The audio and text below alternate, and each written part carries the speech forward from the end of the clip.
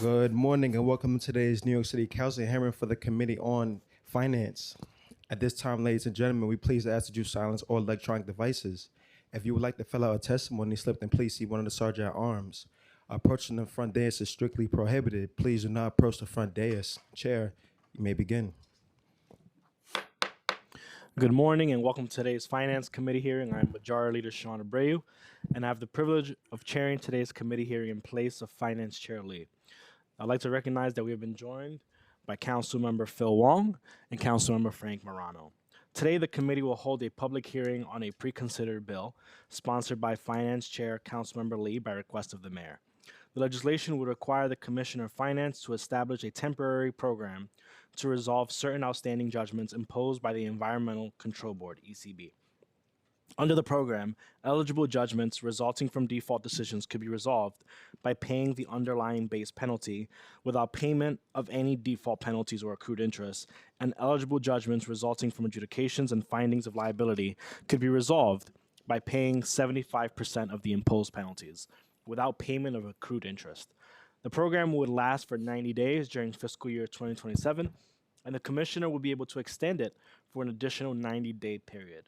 The Council has authorized similar ECB amnesty programs in the past, including programs in 2019, 2016, and 2021, which resulted in the collection of millions of dollars in outstanding judgment debt. We look forward to hearing more today about the results of those prior programs, as well as how this proposed program is expected to increase collections, generate revenue, and otherwise benefit the city. We've also been joined by Councilmembers Sylvina Brooks Powers, Councilmembers Nycc, Deputy Speaker Williams. Before we turn to testimony from the administration, I'd like to thank the staff of the Finance Division for their work in preparing for this hearing. Deputy Director Emra Adev, Chief Economist Dilara Dimnaku, Analysts Michael Sherman and Owen Katowski, Chief Counsel Nick Connell, Senior Counsel Nadia Jean-Francois, and Committee Counsel Brian Sarfo. We will now hear testimony from representatives from the Department of Finance, Commissioner Richard Lee, Deputy Commissioner Annette Hill. I will now turn it over to Committee Counsel to administer the oath. Good morning. Do you swear to tell the truth and nothing but the truth before this committee and council members? Yes. You may begin. Yes. Can you hear me okay? Great. Good afternoon, Majority Leader Abreu, Deputy Speaker Williams, members of the Finance Committee, and members of the City Council. My name is Richard Lee, and I am the Commissioner of the New York City Department of Finance.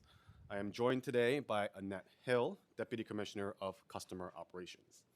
Thank you for the opportunity to testify today on the proposed ECB Amnesty and Compliance Program authorization legislation. The goal of the ECB Amnesty and Compliance Program is to encourage the resolution of ECB violations, to increase compliance, and collect fines in an area that is difficult for the city to enforce. As a result, Environmental Control Board, or ECB violations, are issued by more than a dozen city agencies and cover a wide range of offenses, including dirty sidewalks, littering, failure to remove ice or snow, working without a permit from the Department of Buildings, and many other quality of life and environmental issues. Agencies that issue violations include DOB, DSNY, FDNY, DEP, DOT, NYPD, HPD, DOHMH, DCWP, and parks. Violation recipients are typically businesses and property owners, but other individuals may be issued violations if they have committed an offense. ECB debt is referred to the Department of Finance upon OAT's docketing of unresolved violations that have been adjudicated by OAT's ECB subdivision. The proposed amnesty program will incentivize resolution and payment by reducing fines for individuals who have violations in judgment. Violations go into judgment when recipients do not pay or dispute them within 100 days generally. Amnesty program participants would receive a 25% reduction in the violation amount and will have the interest waived. The program would require the resolution of any outstanding violations which require correction. The ECB Amnesty and Compliance Program was included in the adopted budget for $25 million and is modeled after previous programs administered by the Department of Finance over the past 10 years. Such programs are particularly useful when the city does not have a strong mechanism for enforcement. Unlike, for example, our boot and tow program for parking tickets, where customers must resolve their debt in order to recover a vehicle. The amnesty program will be open for 90 days with an option to extend to 180. Please note that idling violations will not be eligible for amnesty to ensure that we continue to hold bad actors accountable when they pollute our streets. Additionally, the main recipients of idling violations are logistics companies who are less in need of amnesty. Developing a broad and simple program is the best way to achieve significant participation and ultimately resolve more violations throughout the city. Thank you for your partnership, and I look forward to taking your questions. Thank you, Mr. Commissioner. I'm going to ask a few set of questions before I turn it over to my colleagues. Sure. How many outstanding ECB, before I do that, I'd like to acknowledge that we've been joined on Zoom by Chair Lee, Council Members Hudson and Sanchez. Back to questions. How many outstanding ECB judgments are currently eligible for the program, and what is the amount of debt outstanding that is associated with ECB violations? So as of the beginning of fiscal year 2026, we identified $573 million in outstanding debt that is potentially collectible, with an additional $744 million that is currently deemed uncollectible. What amount of ECB judgment debt does DOF expect to collect during FY 2027 through the amnesty program? So as of adoption, currently the budgeted ECB collection target is 100.76 million, including $25 million from this effort in the ECB amnesty program. So that's inclusive of the $25 million from amnesty. Thank you. OMB's last preliminary plan included $25 million in fiscal 2027 as anticipated revenue from the amnesty program. Considering the prior amnesty program brought over $43 million in additional revenues back in 2021, why do you think OMB expects less than the prior program revenues? The $25 million was a projection at the end of adoption. As we go through the program and see results and successes, we will update the budget as we get along through the rest of the year, working in conjunction with OMB. Many ECB violations relate to health concerns associated with building maintenance. Will this amnesty be available to all building owners? There will be a large number of ECB violations that are from DOB. The result of this ECB amnesty program is to ensure that we have better corrections and people are actually addressing their violations. We want individuals to correct these violations, and this is one way to do so. Will it be available to all building owners? It should be available to the vast majority of building owners unless it is currently under OAT's system and has been docketed to us. There are some instances that we at DOF don't actually get all the ECB violations. It might be because of some criminal activity or such. And what if there are owners who have a long record of poor building management? Of poor building management, that's something we'll discuss with DOB as we roll out the program. We are in constant communication with all of our agencies throughout this process and as we start beginning the rollout of this amnesty program. Would you do the same as well with buildings related to the city's AEP or other enforcement programs?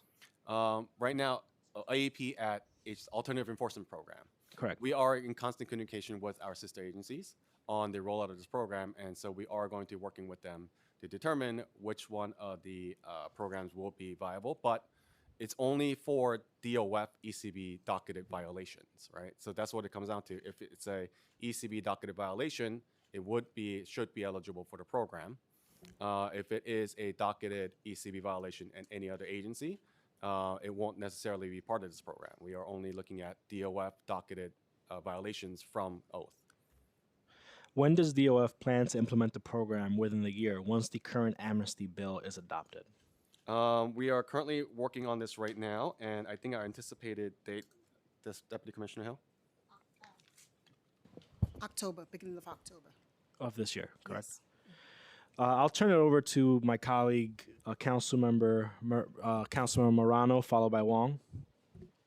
Thank you, Majority Leader. Commissioner, it's good to see you again. We've definitely missed you on this side of City Hall most of the time. I know you're somebody who takes these issues seriously, like the ones that we're looking at in this bill. I want to start with the basic fairness question. Suppose two Staten Island small business owners get the same $1,000 violation. One pays the $1,000 because that's what the law requires. The other doesn't pay, waits long enough, and under this program could potentially pay $750 and have the interest waived. What do I tell the first guy? Well, there are going to be respondents in that situation.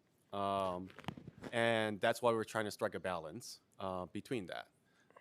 We want to ensure that those unanswered violations do become in compliance, right? So that is the primary goal of this. We're going to have better outcomes for the city if more people are in compliance with any judgments they might have.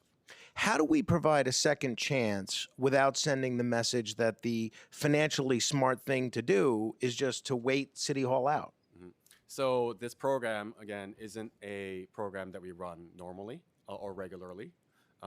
We come to the City Council for authorization of such. There's also no guarantee we will have another ECB amnesty program in the future. So I would say that this is a program that we administer sparingly, but it is to ensure that we have better outcomes for individuals in the city. If people are addressing their outstanding violations, it is a better outcome. There was something in your testimony that really caught my attention. You say these programs are particularly useful where the city doesn't have a strong mechanism for enforcement. Isn't that really the underlying problem here? Don't we need to look at a stronger enforcement infrastructure? That is one of the things that we are exploring, ways that we can introduce legislation that might give us better tools in enforcement. And we're working with several of our sister agencies in order to identify ways that we could better enforce ECB violations through legislation. If you had a recommendation, obviously you're not necessarily a policymaker, but if you had a recommendation, what are we going to do differently after this program so we're not back here in 5 years passing another amnesty for exactly the same reasons? So we are exploring a couple of different policy changes. I'll give you one for example. We're looking at convergences between those entities that are, let's say, going in for permits for one reason or another, and looking to see if they have an ECB judgment in existence. And so we're working on a policy with several agencies to say if there is an ECB violation in place, then we should have those entities cure those before issuing a permit. Right? So we are looking at different ways that we can creatively enforce on the existing population. Thanks very much. Council Member Wong, followed by Brooks Powers. Thank you, Majority Leader. Question, Commissioner Lee. Yes. You mentioned that the DOF has figures of 573 million in ECB debt that is collectible. Is that right? Yes. Okay, and you already written off another 744 million as uncollectible. Yes. Is that right? Then that is for this year.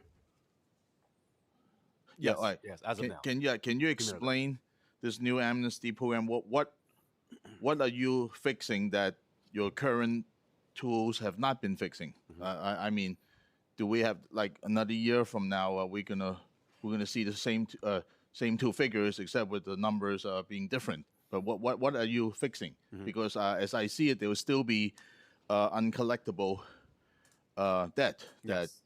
So Are you closing that gap, or what are you trying to fix? Yeah. It's addressing a number of different issues, right? We're trying to get respondents to be responsive to their existing violations and cure them, and pay the violation costs. There will be some in the uncollectible category that might come in and say, now, okay, we will comply. And so we are looking to at different ways that we can convert some of these uncollectible fines into collectible, and which we do every once in a while when we get new information, right? We find that a business had been deemed uncollectible after previous attempts to address their violations, and we find new information, we move it from the category of uncollectible to collectible. And so we're hoping that through not only this effort, but the other efforts we're putting in place within the Department of Finance, that we'll be able to better collect into the future. Okay, I'm gonna follow up with that. Weekly, I deal with constituents with fines and penalties. Now, most of my constituents pay their fines on time. So, can you explain why we keep rewarding the people who don't pay on time?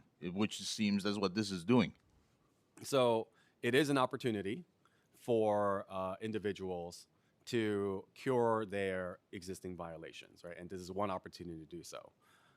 This is not a program that we run every year. It's a program that we come to the council for authorization because we want to use it.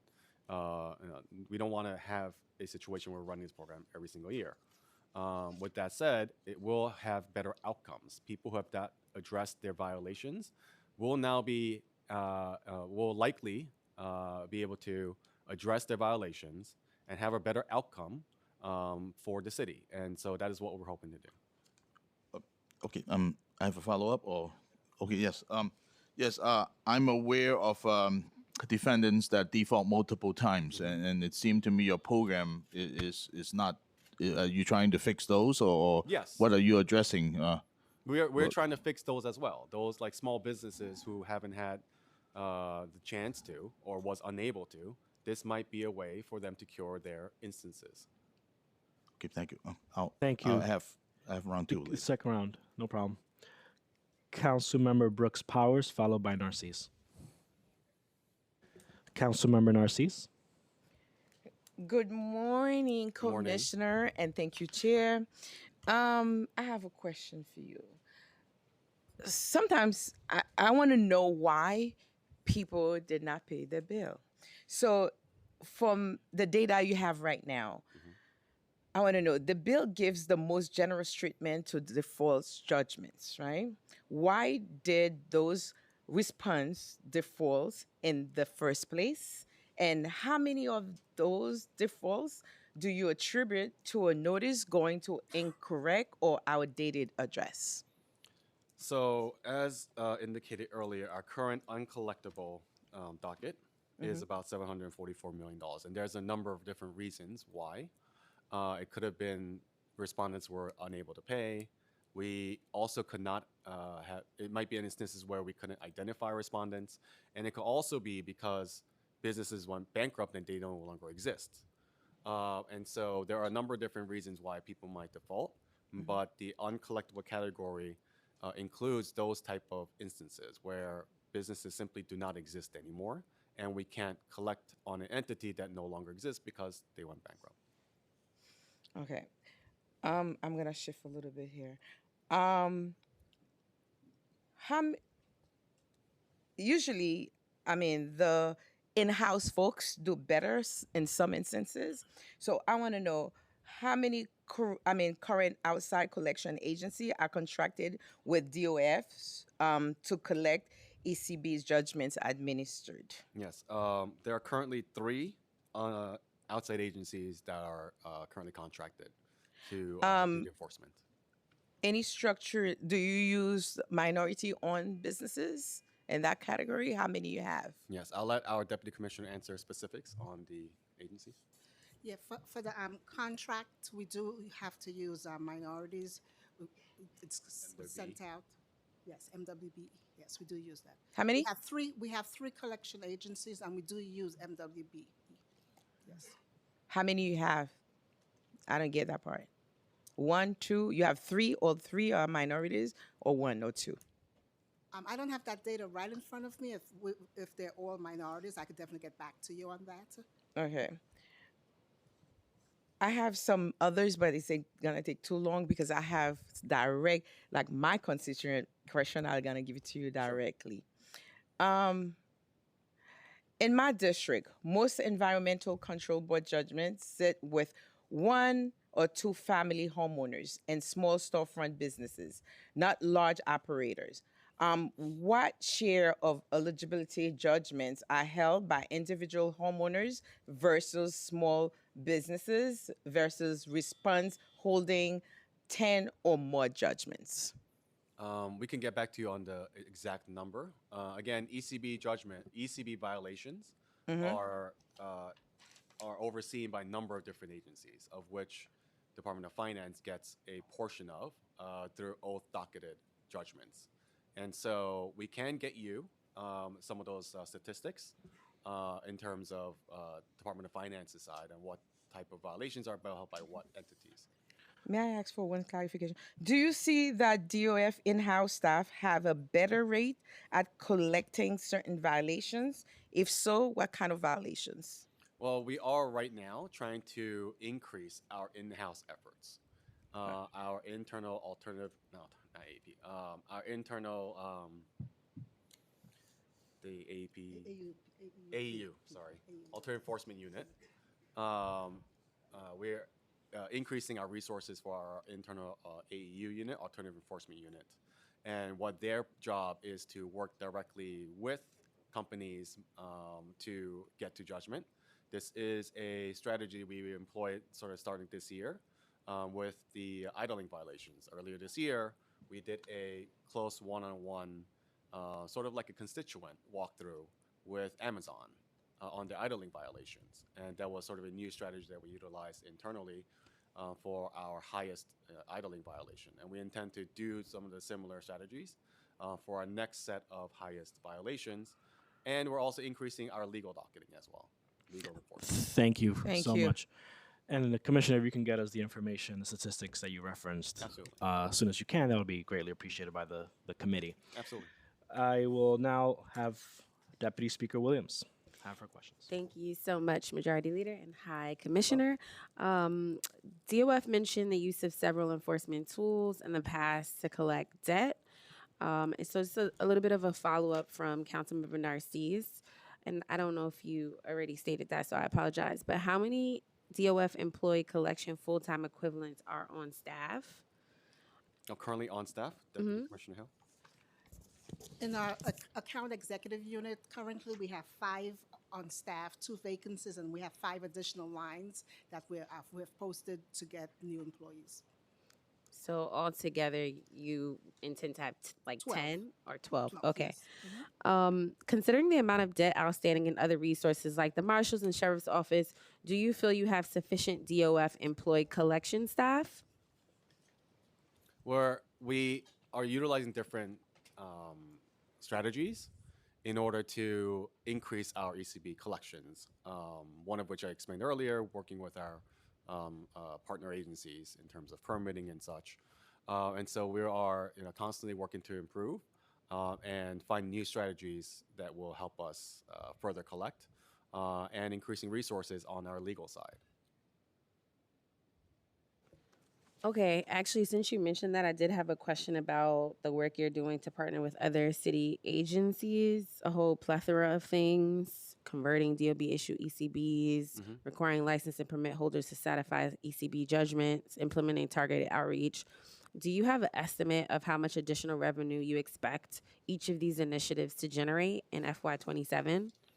Some we have general estimates for, some others we don't. You mentioned ECB conversions as one of them. That's one of the things that we are working closely with DOB on to see if we can introduce legislation for such things. So we don't necessarily have like an estimate for that one. But for others, we do, like the partnership that we have with, let's say, like DOB and DOT with the permitting actions, right?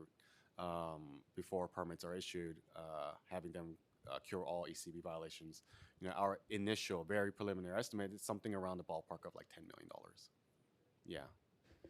Okay.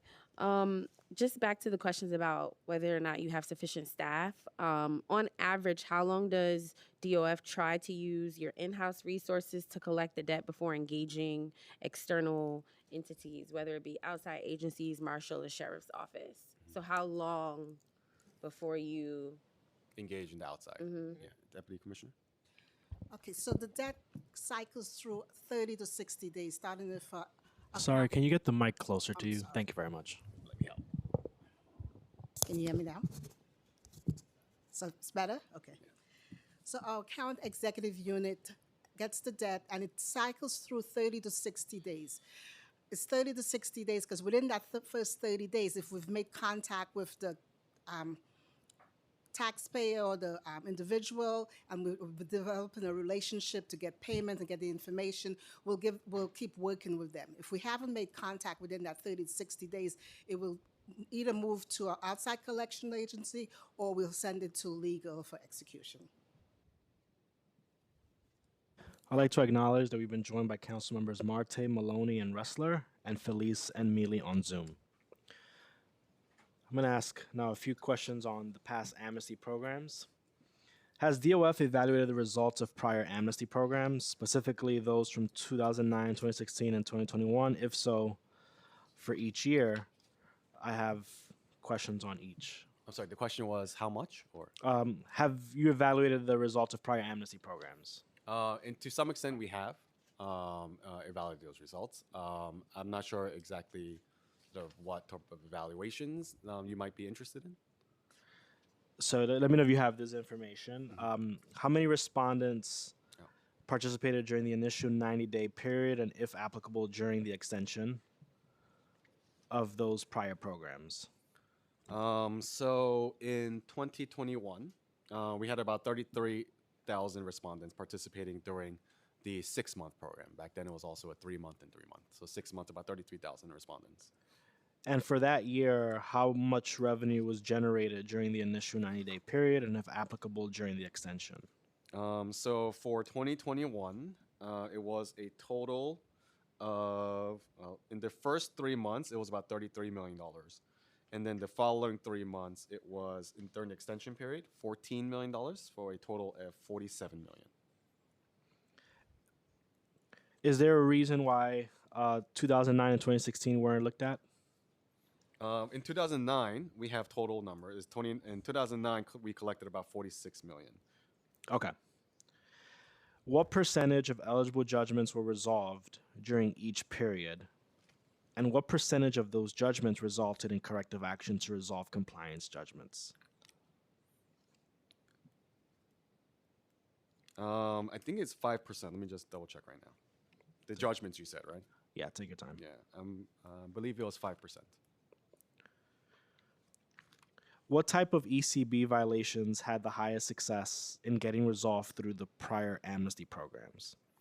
High success in prior amnesty programs. Said fire? There were usually ECB violations coming from DOB and FDNY. Of the judgments resolved through the program, how many were default judgments and how many were adjudicated judgments? Default judgment, Deputy Commissioner Hill, do you happen to have that? I think it was 85. There was 75% were from default and 25% were adjudicated. Does DOF track repeat participation in ECB amnesty programs? Oh, did you ask if there was Repeat participation? repeat participation? We have not tracked that, but we're happy to maybe go back and look at it. Yeah, that would be very helpful. Okay. I'm having a few questions on outreach. How does DOF plan to notify the public that the amnesty program is available? Deputy Commissioner. And what specific outreach is made to those qualifying for the program, if any? Okay, so right now we're planning how we're going to introduce the program. So we're working on our web page. We're working on FAQs for our web page. We're also working on training materials. We'll have the training for the council, training for in-house, and we also will work with our outreach team to bring that information out to the different council members and their area. Yeah, the committee is aware that prior amnesty programs included multiple agencies' involvement in implementation, including DOF, Environmental Control Board, the Mayor's Office of Operations, Law Department, and issuing agencies within the project implementation team. Would there be a similar coordinated project implementation outreach for this current program? Yes, we will use all communication methods with news outlets, with all elected officials, and outreach teams at the different and impacted agencies to ensure that we have success in the program. Is DOF planning to advertise the ECB amnesty program through other city agencies' websites as well that issue ECB violations? For example, Department of Buildings, Department of Sanitation, DOT, etc. We will work. We are constantly working with our partner agencies, and we'll continue to do so. Will DOF proactively reach out to small businesses with outstanding ECB judgments that may benefit from the program? We can explore that. We can explore ways that we can directly reach out to constituents, yes. Will DOF provide assistance to respondents in determining whether their judgments are eligible for the program? Yes, that is something we do for all of the customers that come in through Department of Finance. And at the moment, do you have a projected cost to notify the public of the program? We don't have a projected cost. We are all working internally with our budgeted figures. Whenever you get that information, it would be great if you can pass that along to the committee. I will now go to second round of questions. 1 second. Beginning with Councilmember Ressler. Thank you so much. I'm a little nervous to call you Chair Abreu, but I'll do it anyway. We miss our finance chair, but thank you for stepping in, Majority Leader. And I just want to say, Commissioner, it's always good to see you. We miss you very much. I miss you guys too. And I have to just say, I appreciate how impressively responsive you are. Whenever there's an issue with the Department of Finance, you pick up the phone, you call, you try to work through solutions with us. I know these last couple weeks have been bumpy, but I'm very grateful for your like proactive and clear communication and your partnership, and I really just want to commend you for that. Thank you. I'm grateful that we're doing that we're moving forward on the amnesty program, and I think it's a noble thing, and hopefully a way that we can generate some additional revenue for the city and help people get up to date on what they owe. I've long been a big champion of the day fines model. The which one? The day fines Day model, fines? and that Councilmember Brannon and others. I think actually this started as a Corey Johnson idea that Councilmember Brannon took over, and I think I have the bill now. I should know. Whatever. Oath has always hated it, and they've always claimed that it's very challenging. So the premise of the idea is that for some people who are extraordinarily wealthy, a modest fine is a rounding error, and they don't care, and they'll pay it 100 times over, and it doesn't matter. And for some people who are extremely low income, a modest fine causes enormous difficulties in their lives. And if we were to create a pilot that looked at income levels to inform what people could pay, it might actually be helpful in the city consistently collecting the revenue that we're owed and us setting fines at a level that might actually deter bad behavior and improve conditions around the city of New York. Is this an idea that you've considered? Have you looked at this legislation in the previously? Is it something you'd be open to exploring together? Yes. So I have not specifically thought about this issue. I have heard about the programmatic model, but we're open to always discussing any new ideas that anybody in the council or anyone else might have on new policy ideas. We're always open to that. Great. Well, we would love to explore that with you together. Oath has always kind of claimed over, I guess, multiple administrations, at least de Blasio and Adams, that it would be very challenging to confirm the income levels of the individuals, and that makes the implementation challenging. We've suggested you would just affirm it yourself, what your income level is when you are paying.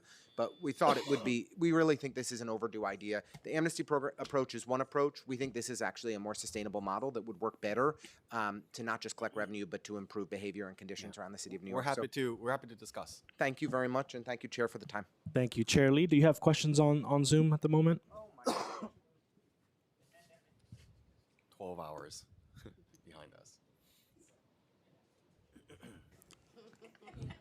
Chair Lee, No, are I'm you good. there? I'm here. Sorry. You're okay. I'm good. Yeah. You have questions? No. All right. Oh, you're saying because while we have quorum. No. I'm good. Thank you. All Awesome right. job.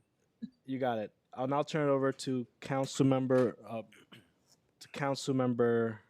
Morano, followed by Wong. Thank you, Majority Leader. Commissioner, one thing that jumped out at me after seeing your testimony is the adopted budget assumes $25 million from this program. How did you arrive at $25 million? I'm just wondering if that's a conservative estimate, a target, or something else. It's an initial projection, right? It's an initial projection of what is anticipated from this program. But as we go through the program, those revenue figures will be updated by the time we get through like the November preliminary and executive plans. So, what participation rate does that assumption require? We can get back to you on that one, on the participation rate. So, one distinction I'd like to understand of that projected $25 million, how much represents money you believe the city would have collected anyway without amnesty? We can follow up on those figures right now. Besides the $25 million, so including the $25 million, we have currently projected $100.76 million, right? So traditionally, we are collecting just around the 75, 80 to $80 million mark. For 2026, we collected $88 million, right? So it is in line with our past collection efforts. 26 was at 88 million, so it is above what we normally collect. I was very pleased to see in your testimony that violations requiring correction actually have to be resolved. Yes. I think that's an important safeguard, and I'm glad that it's in there. How will the Department of Finance verify the correction before granting the financial benefit? Are you relying on the issuing agency to certify the compliance, or is there something else? Yes, it is the issuing agency that we'll be working with in terms of compliance. And it is a program you have to comply in order to receive the program. So it is a specific thing that we have built. So could you have a situation, and it sounds like the answer is no, but I just want to be clear, where somebody receives the discount first and then fails to complete the correction afterward, or must compliance occur before the amnesty is granted? Yes, the answer is no. They have to comply first. Gotcha. Comply with violations first. My last question. You in your testimony, you specifically say that idling violations are excluded because you guys want to hold bad actors accountable. So you exclude idling violations partly because the recipients tend to be logistics companies that you say are less in need of amnesty. So need is apparently a factor in deciding who gets relief. If that's the case, why not apply that principle more broadly? Why should a multinational corporation and a neighborhood pizzeria receive the same percentage reduction? So there are a number of reasons why a entity might not be able to participate in the program. If it was included in an agreement with, let's say, this sheriff's office or city marshal before corp counsel, or an execution has been issued before upon the sheriff's office, or violation being converted to tax lien, or a violation subject to criminal investigation. There are a number of violations that will not be participating in the ECB amnesty program. But idling is one of the ones of many that will not be participating in the amnesty program. Councilmember Wong. Thank you, Majority Leader. Commissioner Lee, I believe you just testified that in fiscal year 2026, you collected $88 million in ECB debt. Yes. So is it fair to say that out of the $573 million that's potentially collectible, you may only be able to collect $88 million in the coming year if without this program? We are hopeful that it'll be greater than that once we build in some of our partnerships with the other city agencies that implement additional strategies. But right now, as of 2026, for fiscal year 2026, the DOF collected $88 million. So can you talk about what contributes to this low rate of collection? Yeah. Well, let's not talk about the program for a minute. Look at your existing issues. Yes. Please talk about why you're only able to collect such a low rate. And sometimes it's because respondents cannot be identified. Sometimes it's because respondents no longer exist or businesses no longer exist. We have a period in which we outreach to them, and then we have a period in which our outside collection agencies reach out to them. But after that, it is deemed uncollectible. Right? And so we are right now going back into the uncollectible category to see if it could recategorize as collectible. And we're trying to increase efforts to do better collections internally by working, employing new strategies and working with our partner agencies. Right, so seems to me outreach is a big issue, like for businesses that you no longer hear from. It's, You it, have it, to. it could be a issue, yes. I see. Okay. All right. Here's my question. Sorry. Yeah. How could you? All right, I'm aware. I'm aware of repeated offenders with several default judgments. Um, they're in every district. They're certainly in my district, and I know who they are. So my question is, what is stopping a repeated offender with several default judgments from walking through this program that you're proposing in the exact same way as someone with one honest mistake? I mean, I don't see anything in this bill that would distinguish them. No, we are not differentiating. We want to ensure that all respondents have an opportunity to cure their existing violations. We want better outcomes for individuals and the city. And so we are not specifically, separating or congregating or, doing anything other than implementing a program if a violation is eligible and to cure the actual violation in hand, then they will be eligible for the amnesty program. Yeah. Okay. I want to follow up. Can I have a follow up? Yeah, your time is still going. You have a Okay. second. Thank you. Yes. No, All right. you have yeah. more time. Go ahead. See, this is what I find disturbing because you're giving people a second chance. All right. Fine. But shouldn't there be some kind of a hardship standard? So we're not putting struggling homeowners in the same category as a landlord who's racking up violations for years and just decided not to pay. All right. So can you talk about that? I mean, we, again, are producing a program in which if the violation is docketed with Department of Finance, then they have an opportunity to cure those violations and then receive a portion of their fines reduced. Right now, we are not separating out between bad actors who you might see as bad actors or ones that are getting their judgments for the first time. We are just implementing a program that's equal across the board. So that if you cure your violations, which is the outcome that we're hoping to see here, then you'll be able to reduce your fines. Thank you. Thank you. Thank you. Councilmember Narcisse. Commissioner again, Commissioner Lee. Thank you. And I have to start by saying thank you. We have great relationship in my office. Your agency been coming, and I appreciate that. So amnesty, I'm not against amnesty. As a business person, I love the idea, but I'm thinking about how we can help folks to pay the bills from the get-go instead of reaching to a point where we have so much money out and then we're trying to hire people, we're trying to get the money, and it's great. So what really inspired the whole process for us to have that bill in front of us? Well, so one of the things that we are actually trying to improve is the outreach at the get-go, right? Instead of waiting, let's say, X amount of weeks, days, months, we're trying to increase the outreach into the respondents at a very early stage because in the past, it's found that once we reach out to them on the early stages, then they're more highly likely to actually address their violation because it's still very fresh. So, that is one of the things that we are going to improve over the next couple of years. That's actually one very specific thing we're doing.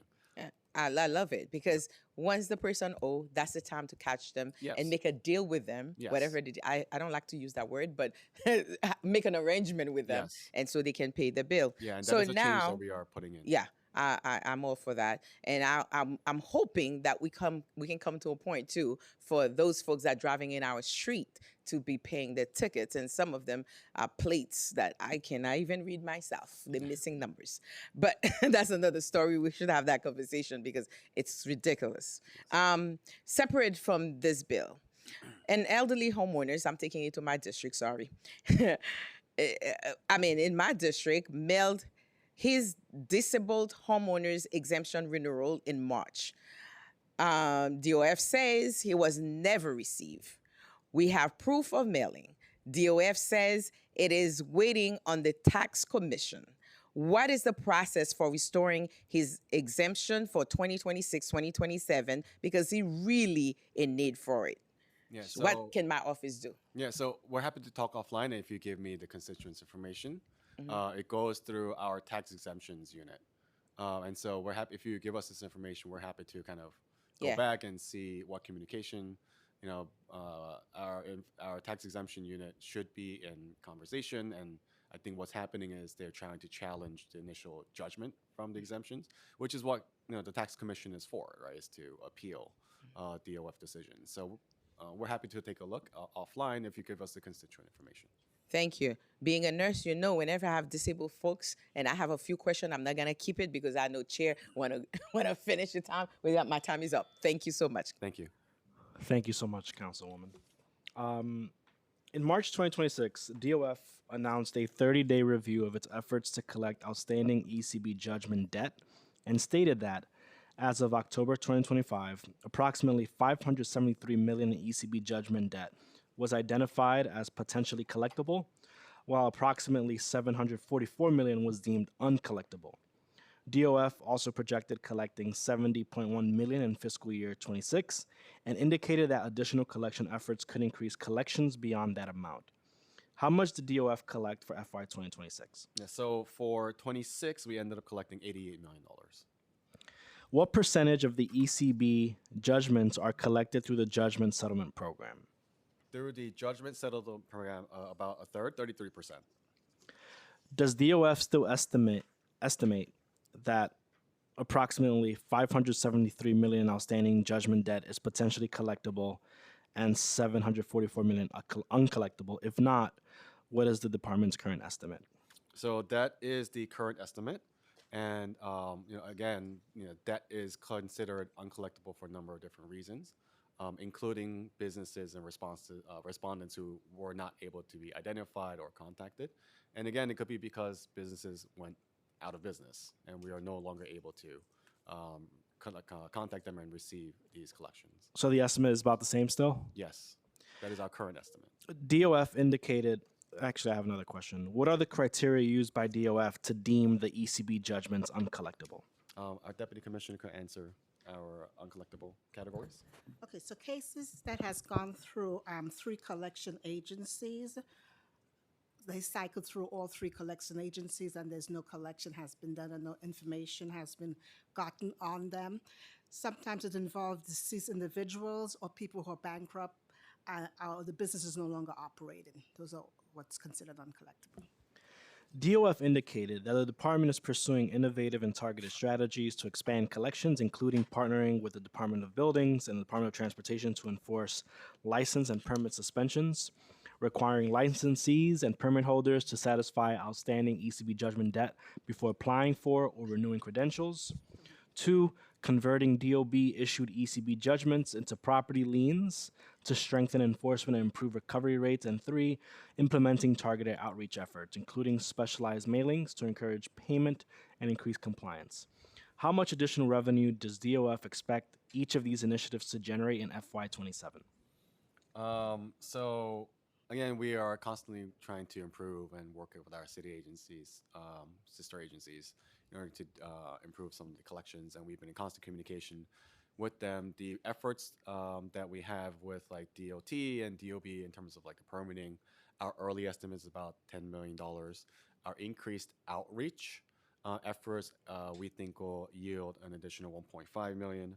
In terms of the lien conversions, that is something that we are in constant contact with DOB on, and a legislative route that we are currently seeing if it's a viable option or not.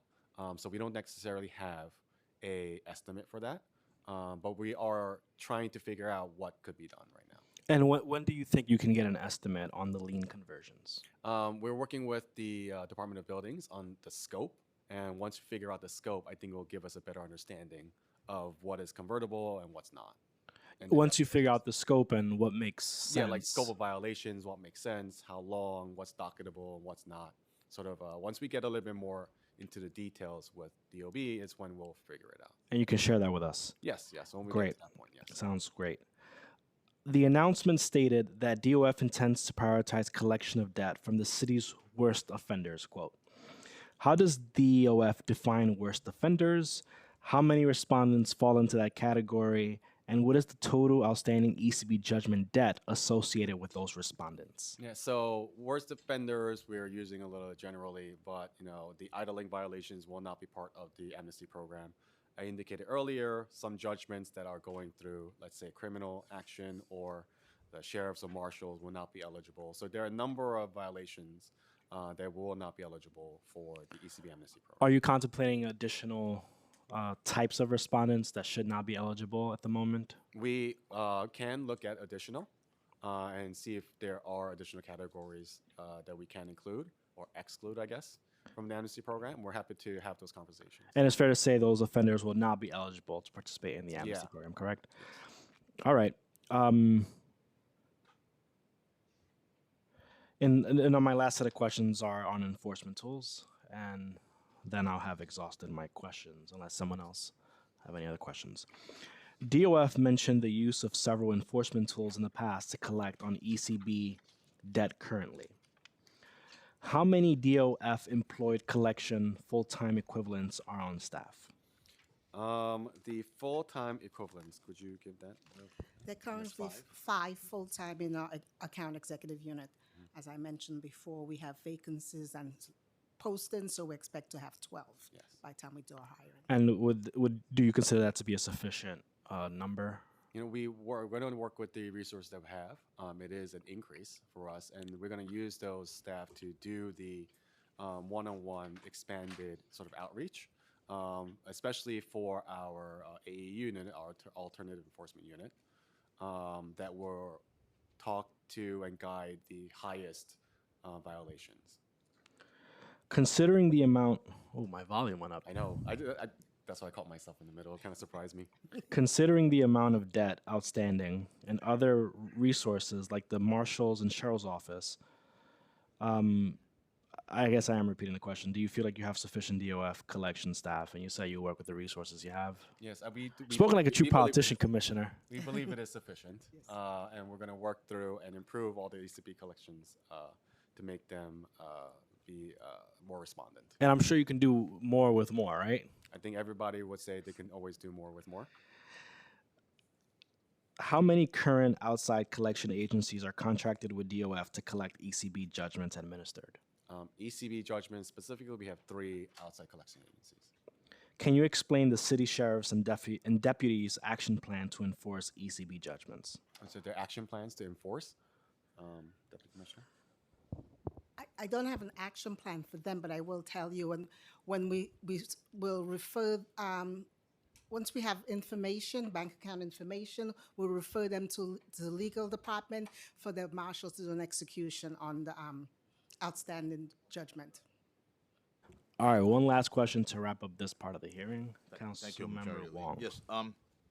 My last issue is outreach, because putting this in a website, is not enough, especially for people that don't check on websites. They just automatically, they get automatically deducted from their bank accounts. They just get an email. So my question to you is, will Department of Finance, if this program gets approved, voted on, will Department of Finance proactively reach out to small businesses with these outstanding ECB judgments that may benefit from the program? If we have the means to connect with the existing pool of ECB violation individuals, we're more than happy to do that in one form or another. Yes, because as I see it now, they will never know about it. They might not know about it. You're right. Yes. Yeah. So we're going to utilize all forms of outreach in order to get respondents to participate. Okay. Thank you. Thank you, Majority Leader. Well, thank you so much, Councilmember, and thank you so much, Commissioner, Deputy Commissioner. This panel is hereby excused. All right. Thank you so much. I now open the hearing to public testimony. Before we begin, I remind members of the public that this is a formal government proceeding and that decorum shall be observed at all times. As such, members of the public shall remain silent at all times. The witness table is reserved for people who wish to testify.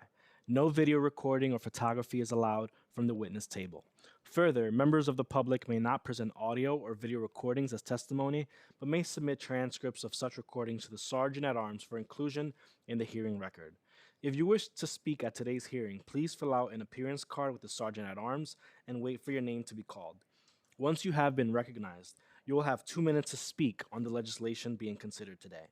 If you have a written statement or additional written testimony you wish to submit for the record, please provide a copy of that testimony to the Sergeant at Arms. You may also email written testimony to testimony@council.nyc.gov within 72 hours of this hearing. Audio and video recordings will not be accepted.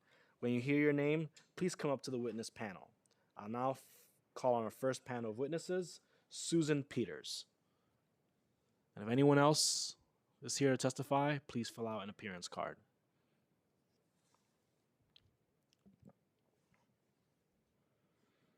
I believe you're my constituent, Ms. Peters.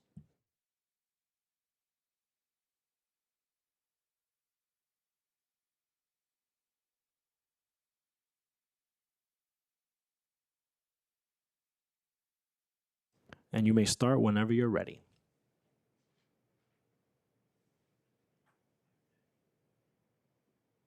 Can you hear me? I can hear you Okay. loud and clear. Great. It's very interesting listening to the position our small business people are in. It's very tough out there. And I'm here to talk about why it's tough and also why people on the city council need to educate themselves about why it's so tough for our business people. My name is Sue Peters, and I'm a resident of the Upper West Side. I'm glad to be speaking to my local elected officials. In the last 17 years of my long career in data processing, I worked for a Wall Street bank. I discovered through the bookkeeping that I was responsible for what the bank does, the power of the bank. Quote, every time a bank makes a loan, all it is doing is simply making a bookkeeping entry in the borrower's account for the amount of the loan. This bookkeeping entry is debt to the borrower and earns interest to the bank, end quote. In other words, our money does not come from our government, nor does the bank loan out money from savers. The bank creates it as debt. This fact is not taught in our schools or discussed in our media. Why? Whoever controls the creation of the money of a country controls that nation. Money is power. We all know that. Why do I bring this to your attention? Because you are public servants and can investigate this and inform the citizens. Aren't all of us entitled to the truth of our history and the truth of the world we live in? Only then can we think about how to change our world for the benefit of everybody. I'd like to end with a quote from a New York City businessman and author from 1883. Quote, the most fundamental law in any nation is that which institutes money. For money governs the distribution of property and thus affects in 1,000 ways the relations of man to man. Thank you very much. And I have actually 4 different handouts, for the committee to read, and I have a copy of my testimony. Well, thank you so much for testifying, Susan Peters. And can the sergeant please pass along her papers so we can read it? Yeah. Thank you to all of you who came here to... You are excused. My apologies. Thank you to all of you who came here to share your testimony today. If there's anyone in the room who wishes to speak but has not yet had the opportunity to do so, please raise your hand and fill out an appearance card with the sergeant at arms at the back of the room. Seeing no hands in the committee room, we will now shift to virtual testimony via Zoom. Participants on Zoom, please listen for your name to be called and respond to any prompt to be unmuted. You may begin your testimony after the sergeant at arms starts the clock. I don't believe there's anyone signed up on Zoom. Is that correct? We are making a final call for Zoom registrants who have not yet spoken. Seeing no registrants on Zoom. If you are currently on Zoom and wish to speak but have not yet had the opportunity to do so, please use the raise hand function and our staff will unmute you. Again, seeing no hands, I would like to know that everyone can submit written testimony to testimony@council.nyc.gov within 72 hours of this hearing. That concludes our hearing for today. Thank you, Majority Leader and Brian. My pleasure. Anytime for you. Take care. Bye bye. Bye.